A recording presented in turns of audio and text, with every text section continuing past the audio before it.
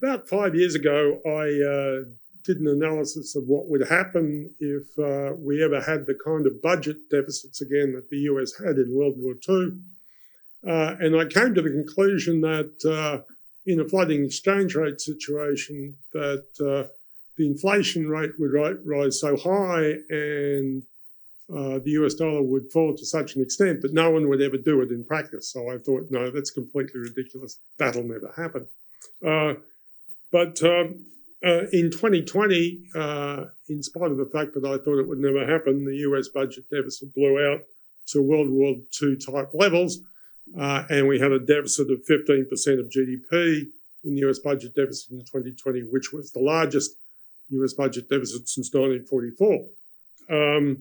And I said at the time that even though this was being described as relief spending rather than stimulus spending, the result in a couple of years is you'd have a commodities boom at least as great as that which occurred during the resources boom, which we'd experienced early in the century. And as we know, that commodities boom is being delivered on time and on budget. The following year, which was last year, the budget deficit fell from 15% of GDP to 12% of GDP, which was around about the same as the budget deficit which caused the earlier resources boom after in 2011 and 2012. The previous deficit was in 2010. And so what we've got is another year which fully supports that growth.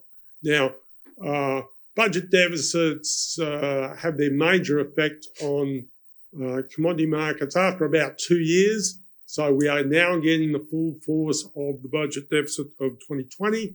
And next year we get the full force of the budget deficit of 2021. There was hope that the US budget deficit might be reduced this year.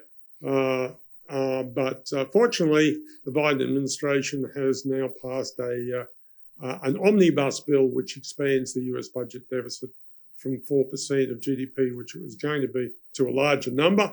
I won't have those numbers for about a month in detail, so I won't be able to include them in the model. But what we can see is that this situation of budget stimulus and its lag positive effects on commodity prices is still working. If we look at the second slide, we can look at the OBA index of commodity prices. Now, there's two versions of this. There's the one that's published on a monthly basis at the beginning of each month by the Reserve Bank of Australia, and that's published in special drawing rights, which is the IMF basket currency. And that index is about 20 points higher than the level in US dollars commodity prices. I showed the level of commodity prices, Australian export commodity prices in US dollar terms, because that's what I use in my currency model. So what we see is that normally what happens is that these commodity prices reach their peak slightly after the model suggests they might, and at a higher level than the model suggests they might. But we can see that the upward direction of these commodity prices is still has a fair bit of rocket fuel behind it. So moving on the third page to the model, and what we can see is this is the relationship, the lag relationship between the US budget deficit and Australian export commodity prices in US dollar terms.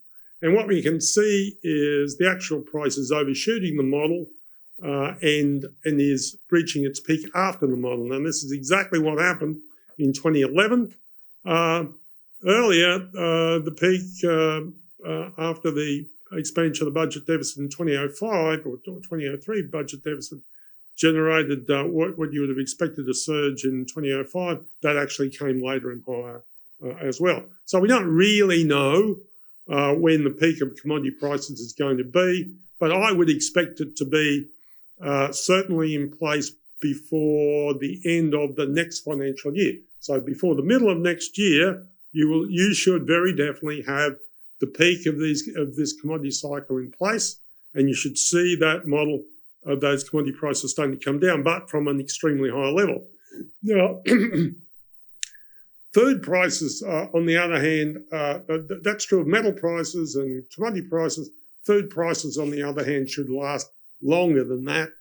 In the previous cycle, food prices, particularly wheat prices, stayed up for a number of years after we got to the previous cycle. So here we have the full outlook for the cycle. We do have the commodity boom in place that we forecast 2 years ago. The peak is not yet in place, but we think the peak will be in place before the middle of next year. But we'll have a lot more data by that time to show where we think its prices are going from then.